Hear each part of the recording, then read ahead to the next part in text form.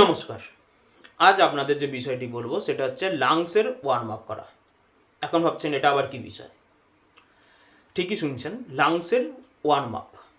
আমরা যেরকম জিমে গেলে বা কোনো এক্সারসাইজ করার আগে বডির ওয়ার্ম আপ করি, মাসেলের ওয়ার্ম আপ করি, যাতে আমাদের মাসেলে কোথাও ব্যথা না পাই বা কোথাও খিঁচ না লেগে যাক। সেরকমই প্রাণায়াম করার পূর্বেও কিন্তু লাংসের ওয়ার্ম আপ করা দরকার। না হলে কিন্তু আপনি সঠিক প্রসেসে সবই করছেন, কিন্তু লং টার্ম গিয়ে দেখা যায় বিভিন্ন রকমের ইস্যু বডিতে তৈরি হতে থাকে, অথবা রেজাল্ট পাচ্ছেন না। কারণ ভুল মেথডে যদি ব্রিদিং হয় তাহলে কিন্তু সে আরও 10টা রোগকে আপনার শরীরে নিয়ে আসবে। প্রেজেন্ট হয়তো আপনি একটা ভালো রেজাল্ট পাচ্ছেন যে প্রাণায়ামটা করছেন, যেহেতু সেটা একটি সঠিক মেথড, আপনি কারোর গাইডেন্সে করছেন, কিন্তু যদি ব্রিদিং টেকনিক যদি ভুল হয় তাহলে কিন্তু সেই প্রাণায়াম আপনার শরীরে রোগ আনতে বাধ্য হয়, ফিজিক্যাল অর সাইকোলজিক্যাল। আজ না হয় কাল আনবে, এটা 100% শিওর। তো তার জন্য যে কোনো প্রাণায়াম করার পূর্বে কিছু বেসিক ওয়ার্ম আপ রয়েছে লাংসের জন্য। আপনি যে প্রাণায়ামই করুন না কেন, অবশ্যই কারোর গাইডেন্সে দেখে নেবেন, সেই গাইডেন্স অনুপাতে আপনি করুন। তার আগে এইখানে এই প্রাণায়ামগুলি করবেন। 20 মিনিট আগে ওয়ার্ম আপ হবে, তারপর আপনি যেটা প্র্যাকটিস করছেন সেটা করুন, কোনো অসুবিধা নেই। যেভাবে আপনি কারোর থেকে দেখে নিয়েছেন বা কোনো ডক্টর হয়তো আপনাকে বলতে পারে এইভাবে প্র্যাকটিস করুন, বা ধরুন কোনোখান থেকে আপনি কিছু করছেন আপনার হেলথ ইস্যুর জন্য, যেটাই করুন না কেন আগে অবশ্যই এটা প্র্যাকটিস করবেন। ঠিক আছে? রয়েছে বেসিক্যালি 20টা স্টেপ, কিন্তু আপনাদেরকে 5টি স্টেপ দেখাবো, কারণ আগের যে 15টা স্টেপ রয়েছে সেখানে কিছু বাউন্ডেশন রয়েছে। বাউন্ডেশন বলতে গেলে সবার জন্য সেই 15টা স্টেপ নয়, কিন্তু এই 5টা স্টেপ যে কেউ করতে পারে, সেই জন্য এই 5টা স্টেপই দেখাবো। বাকি যে 15টা যারা আমার স্টুডেন্ট রয়েছেন তাদের তো ক্লাসে করাবোই, কার জন্য কোনটা নয়। পরবর্তী সময় আমি কিছু কিছু ভিডিও যখন তৈরি করব বিভিন্ন হেলথ পারপাস নিয়ে, সেখানে বলে দেবো যে এই প্রাণায়ামগুলো আপনারা করতে পারবেন, এই প্রাণায়ামের সাথে মানে ওই রোগে সাথে যদি অন্য কোনো রোগ থাকে তাহলে এই প্রাণায়ামগুলো করতে পারবেন না, সেটা আমি আস্তে আস্তে ভিডিও বলবো। আর যারা ক্লাসে রয়েছেন তারা তো এমনি জানতেই পারবেন, অসুবিধা নেই। তো প্রথম কাজ কি হচ্ছে, স্পাইনকে স্ট্রেট করা। এবার স্পাইনকে স্ট্রেট করতে বললে কিন্তু লোকের একদম নড়ে বসে, একটা কী ব্যাপার আবার। খুব সিম্পল প্রসেস, এরকম করতে যাবেন না। কোমরের দুধারে কিন্তু পেশিতে টান লেগে যায়, ওরকম যখনই কেউ বলে স্পাইন স্ট্রেট করতে, দেখা যায় অনেকে একটা এইরকম করে টান করবে, মানে কতটা পারি টান করবো, করতে যাবেন না। দেখবেন যখনই আপনি স্পাইনকে ওইভাবে টান করতে যাচ্ছেন, কোমরের দুধারের পেশিতে একটা চাপ আসে। ইজিয়েস্ট ওয়ে, ইন্টারলক করলেন, দুটো হাতের আঙুলকে উপরে তুলে দিন। যার যেরকম in general muscle wise spine straight হওয়ার কথা সেরকম হয়ে যাবে। দেখুন ধরুন আমি সোজা হয়ে বসে রয়েছি, আমি যদি এইরকম হয়ে থাকি ধরুন, ঠিক আছে, আমি ইন্টারলক করলাম, দেখুন অটোমেটিক আমাকে টেনে তুলে দেবে। কোনো আমি প্রেশার দিচ্ছি না, কিচ্ছু না, সিম্পল প্রসেস। হালকা হয়ে রিল্যাক্স হয়ে আসুন। এরপরে এইভাবে বসে এটা হওয়ার কারণ কি, দেখবেন আমরা বরাবর শুনেছি যে স্পাইন স্ট্রেট করে বসতে। আমি এই মুহূর্তে সেরকম কিছু পাচ্ছি না, ধরুন এখানে একটা প্যাকেটই ধরুন, এটা ধরুন লাংস, হয়েছে তো। আমি যখনই বেন্ড হচ্ছি এটাও বেন্ড হচ্ছে, আমি যখন বেন্ড হচ্ছি এটাও বেন্ড হচ্ছে, আমি যেই স্ট্রেট হলাম এটাও স্ট্রেট হলো। ঠিক আছে? তো যখন আমরা স্পাইন স্ট্রেট করে বসবো, আমাদের লাংসের ক্যাপাসিটি পুরো বেড়ে যায় এয়ারকে একসেপ্ট করার জন্য।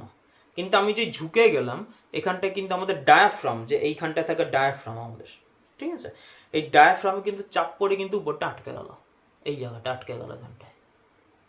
ফলে কি হচ্ছে, লাংসের যতটা ক্যাপাসিটি নেওয়ার দরকার ততটা নিতে পারছে না। ফলে যে যে জায়গাগুলোতে নিতে পারছে না সেখানে অ্যালভিওলার প্রবলেম দেখা দিতে শুরু করে,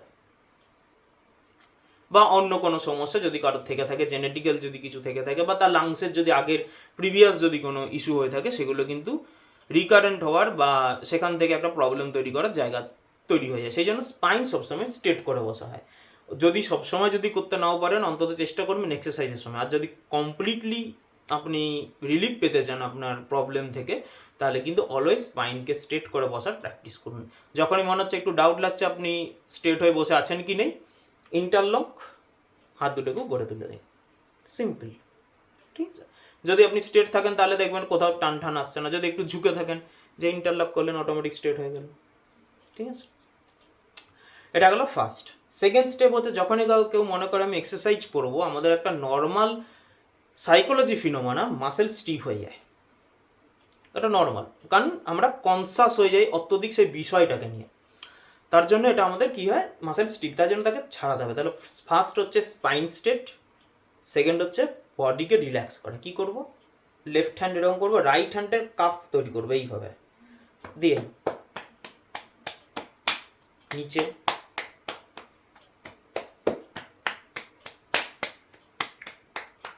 সেম অপোজিট হ্যান্ড, লেফট হ্যান্ডের পাম এরকম হবে,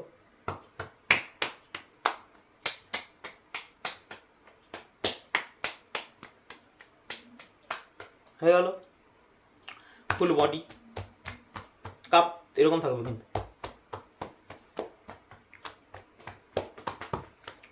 হেড এই আঙুলগুলো জাস্ট ট্যাপ হবে হেডে,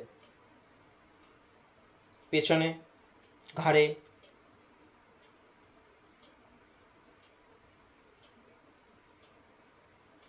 ফেসে,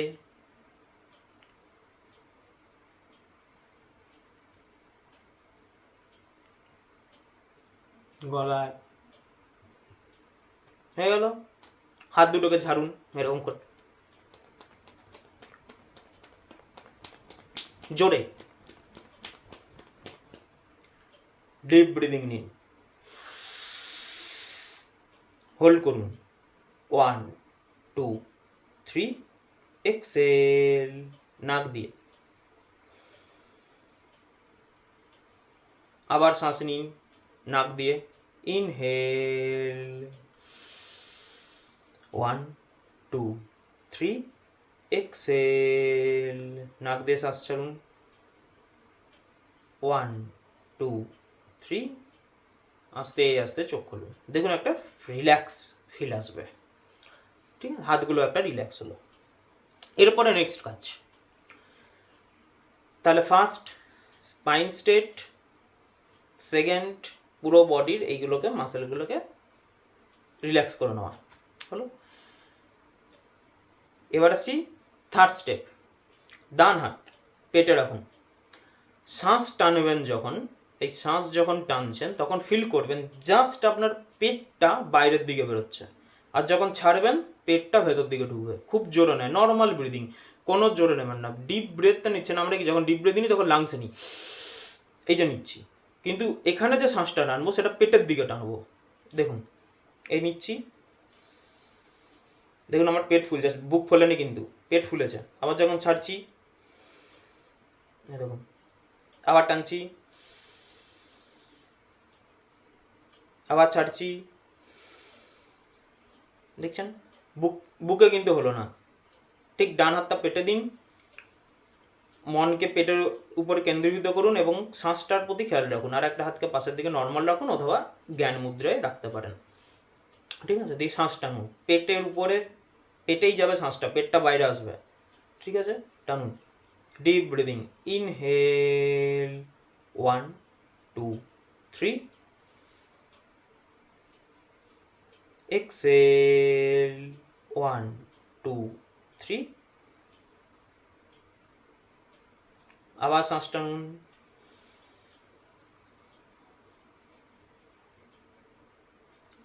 শ্বাস ছাড়ুন, শ্বাস টানুন, শ্বাস ছাড়ুন,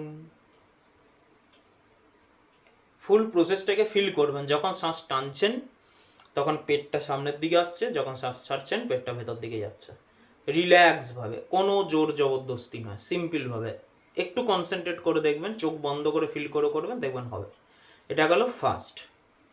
সেকেন্ড, বুকের উপরে হাত রাখুন, একটু আগে কী করছিলাম, পেটটা নিচ্ছিলাম, যখন আমি শ্বাস টানছি তখন পেটটা বাইরে আসছে, যখন শ্বাস ছাড়ছি পেটটা ভিতরে যাচ্ছে, সেম প্রসেস এবার বুকের ক্ষেত্রে হবে, এটা খুব সিম্পল, এটা সবাই করতে পারবেন, এটা আমরা নর্মালি করি। বাঁ হাতটা বুকের উপর রাখুন, এবারে শ্বাস টানুন, শুধু বুক, এখন আর পেটে যাবে না, ঠিক আছে, ইনহেল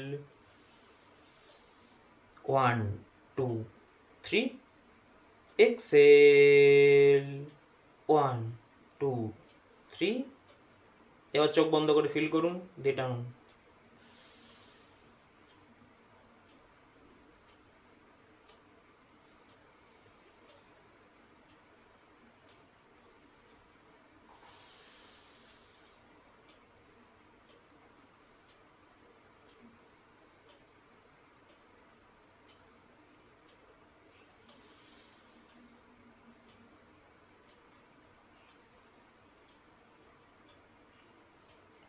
এইভাবে 5 বার, এখানে 5 বার, পেটে 5 বার, বুকে 5 বার। এরপরে নেক্সট স্টেপ, থার্ড স্টেপ, মানে ব্রিদিংয়ের থার্ড স্টেপ, হাতের জাস্ট এই ফিঙ্গারগুলো এইখানের কলার বোন, আমাদের এই যে কলার বোন রয়েছে যে হাড়টা, এই কলার বোনে এখানে রাখবেন। জাস্ট সিম্পল, হাত কিন্তু উঠে থাকবে, জাস্ট আঙুলটা থাকবে, এইদিকেও এই রাখবেন। ঠিক আছে, এইবারে যে ব্রিদিংটা নেবেন, প্রথমে কি করলাম, পেটে নিলাম, ছাড়লাম, বুকে নিলাম, ছাড়লাম। এবারে ফিল করবেন এই জায়গাটা, এই আপার লোবের এইখানটায় ব্রিদিংটা নেওয়ার। একটু কনসেন্ট্রেট করুন, দেখুন কীভাবে করছি। হয়তো প্রথম প্রথম নাও হতে পারে, একটু চেষ্টা করুন, হবে। জোর জবরদস্তি করার দরকার নেই, একদিনে না হলে 2-3 দিনে হবে, কোনো অসুবিধা নেই। অসুবিধা হলে কমেন্ট বক্সে লিখবেন, আমি বলে দেবো, বা তার উপর বেস করে যদি মনে হয় কোনো ভিডিও তৈরি করার দরকার রয়েছে পার্টিকুলার এই বিষয়ের উপর, আমি ভিডিও দিয়ে দেবো। চেষ্টা করে দেখুন, তারপরে কমেন্ট করবেন বা জানাবেন। জাস্ট হাতের এইগুলো এখানে রাখলেন, 5টা এইভাবে, জাস্ট দেখুন নর্মাল রাখা আছে, এই যে নর্মাল, সেম এইখানে। হ্যাঁ, এবারে দেখুন কাঁধটাকে, শুধু কাঁধের দিকে আমি এই জায়গাটা দিয়ে আমি শ্বাসটা টানছি কিন্তু, হ্যাঁ, নিচের দিকে আর যাবে না। দেখুন, ইনহেল 1 2 3, এক্সেল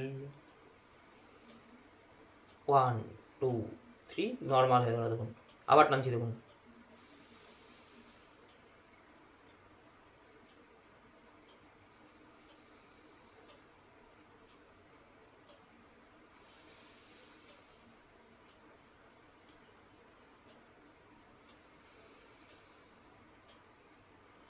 কাঁধটা দেখুন একটু উঠছে। আমি যখন বুকে নিচ্ছি তখন দেখুন কি হচ্ছে, দেখুন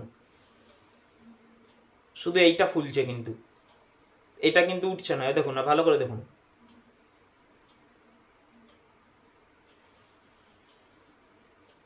এক্সপ্যান্ড, রিল্যাক্স। আর এখানে দেখুন শুধু এই দিকটা নর্মাল যদি থাকে, দেখুন কাঁধের এখানটাই উঠছে।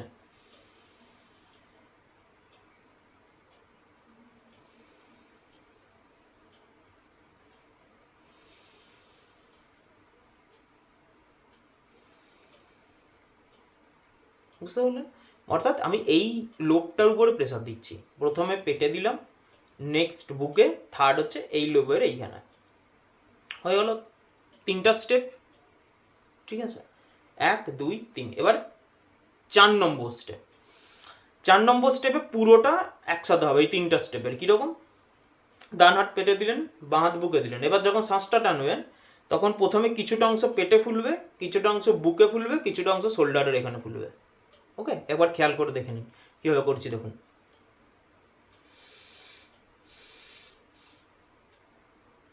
ঠিক আছে, দেখুন 3বার, এইখানে কিছুটা দিলাম, এখানে কিছুটা দিলাম, এখানে কিছুটা দিলাম। যখন ছাড়বো ঠিক সেম প্রসেস। ঠিক আছে, এটা তো একবারে নাও হতে পারে, আস্তে আস্তে করুন। কিছু যদি একবারে যদি না হয়, 2টো প্রসেস ফলো করুন, এটার উপরে জোর দেওয়ার দরকার নেই। 2টো প্রসেস করুন। শ্বাস টানুন জোরে, পেটটা বাইরের দিকে আসবে, তারপরে বুক, এক্সেল, প্রথমে পেটটা ভেতরে ভেতরে ঢুকবে, তারপরে বুকটা রিল্যাক্স হবে। আবার শ্বাস টানুন,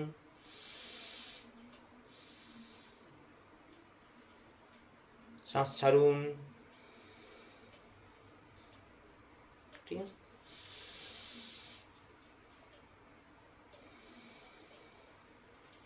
ফিল করতে পারবেন, চোখ বন্ধ করে করবেন। প্রথম পেটটা একটু বাইরে গেল, তারপরে বুকটা একটু বাইরে গেল।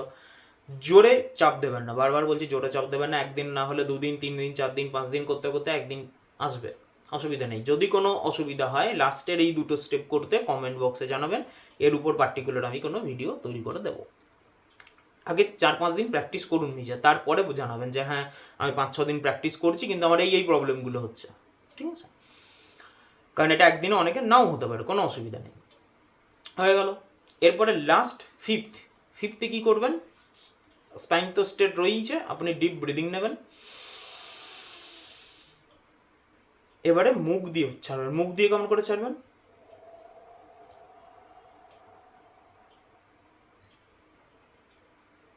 কোনো গালে চাপ পড়বে না, লাংসের হাওয়াটাই ফু দিয়ে ছাড়ছি আমি।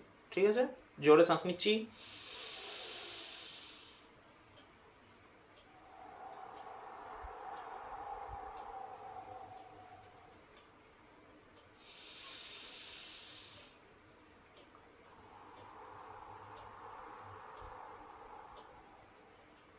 ঠিক আছে?